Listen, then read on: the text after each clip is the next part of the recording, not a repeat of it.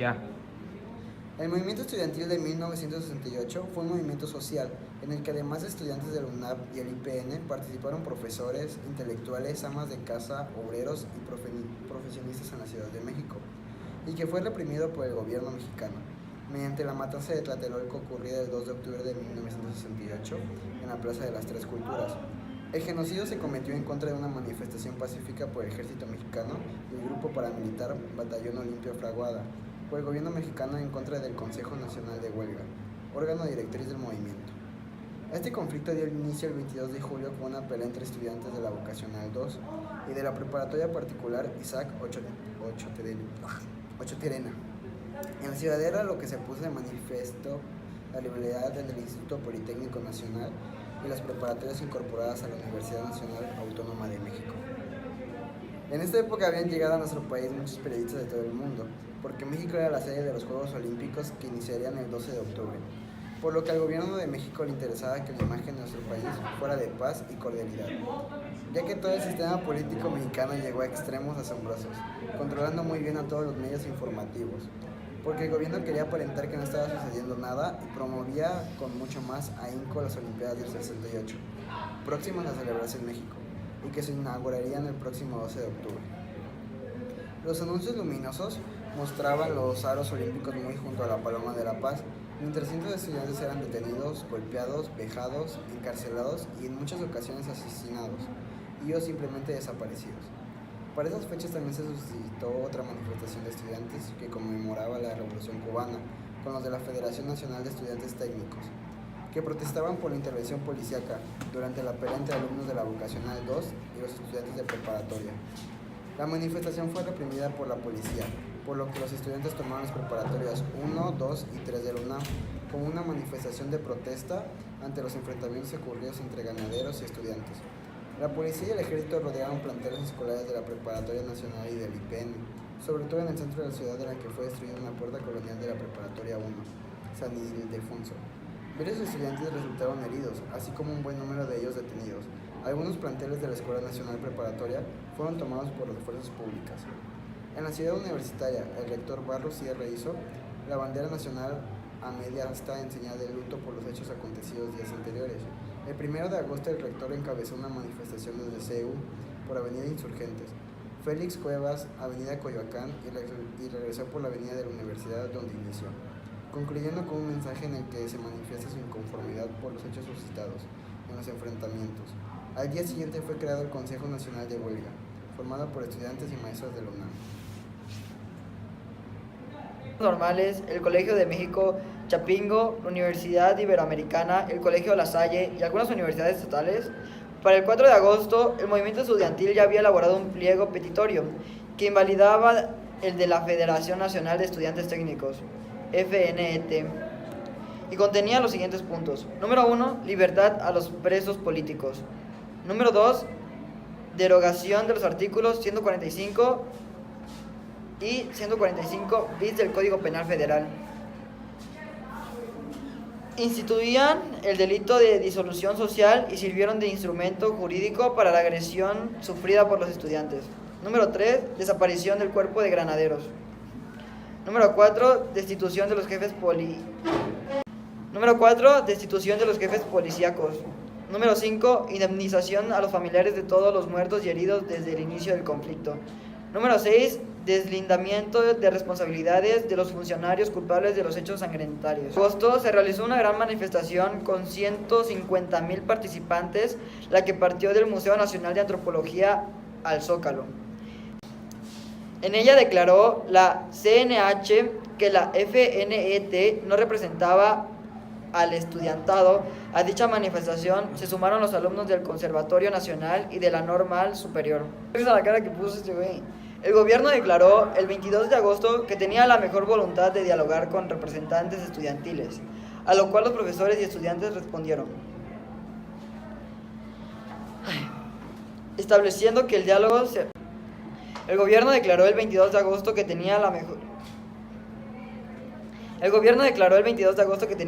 voluntad de dialogar con representantes estudiantiles, a lo cual los profesores y estudiantes respondieron, estableciendo que el diálogo se realizara en presencia de la prensa, la radio y la televisión. El 27 de agosto nuevamente los estudiantes se manifestaron en el Zócalo, donde izaron una bandera rojinegra y decidieron... El 27 de agosto nuevamente los estudiantes se manifestaron en el Zócalo, donde izaron una bandera rojinegra y decidieron dejar una guardia. Pero en la madrugada del 28, fuerzas del ejército y la policía desalojaron a las guardias de estudiantes que permanecían ahí. Los soldados los persiguieron y los golpearon con las culatas de sus rifles y a partir de ese momento la represión se volvió sistemática. Se vivían días de tensión y espera, pero aunque el CNH asistió en el diálogo público, nunca hubo respuesta por parte del gobierno ni de Díaz Ordaz, por lo que se convocó una nueva manifestación el 13 de septiembre y se organizaron ceremonias para celebrar la independencia del día 15 en CEU. Y en el IPN aquel día 13 el movimiento que dio una nueva batalla cívica que permanecería en el recuerdo de muchos, la llamada manifestación en silencio. Para el 23 de septiembre el entonces presidente Gustavo Díaz Ordaz estaba empeñado en detener las protestas y semanas antes de la masacre ordenó al ejército ocupar el campus de la Universidad Nacional Autónoma de México, UNAM. El ejército detuvo el golpe. ¿Te cortaste? El ejército detuvo y golpeó indiscriminadamente a muchos estudiantes. Como señal de protesta, el rector Javier Barros Sierra renunció, sin que él fuera aceptado la renuncia, ya que la Junta de Gobierno le pidió expresamente que permaneciera al frente de la Universidad Nacional Autónoma de México, UNAM. A pesar de esto, las protestas estudiantiles no se acallaron y continuaron las manifestaciones y crecieron el tamaño hasta que luego de 9 semanas de huelga estudiantil, 15,000 estudiantes de varias universidades marcharon por las calles de la ciudad en protesta por la ocupación del campus universitario. ¿Cuánto tiempo va, güey?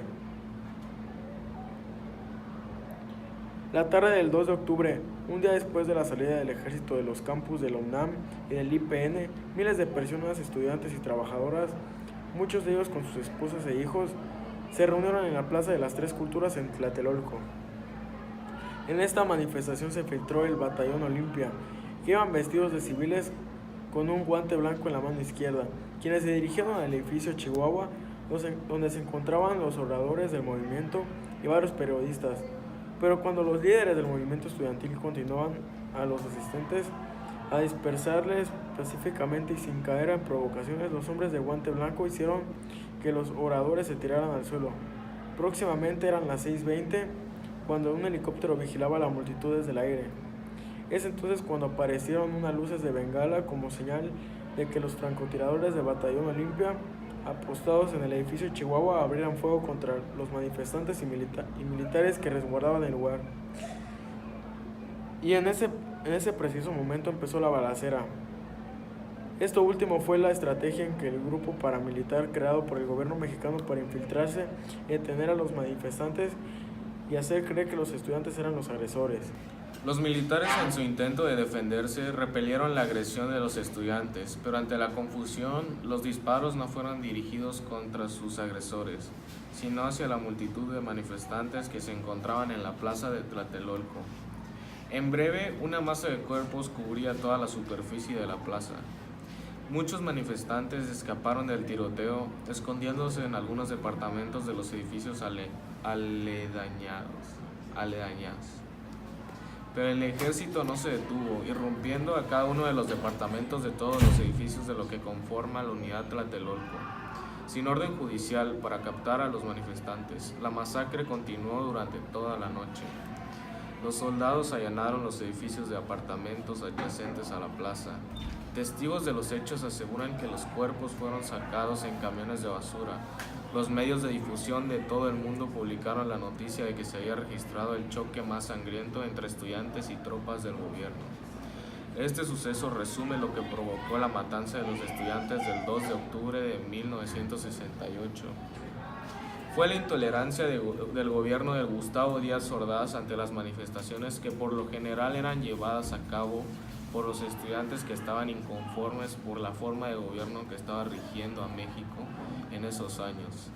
También por la intolerancia hacia las peticiones de estos movimientos, tales como democracia verdadera, mejores condiciones de vida, justicia e igualdad para todos, así como la libertad de expresión.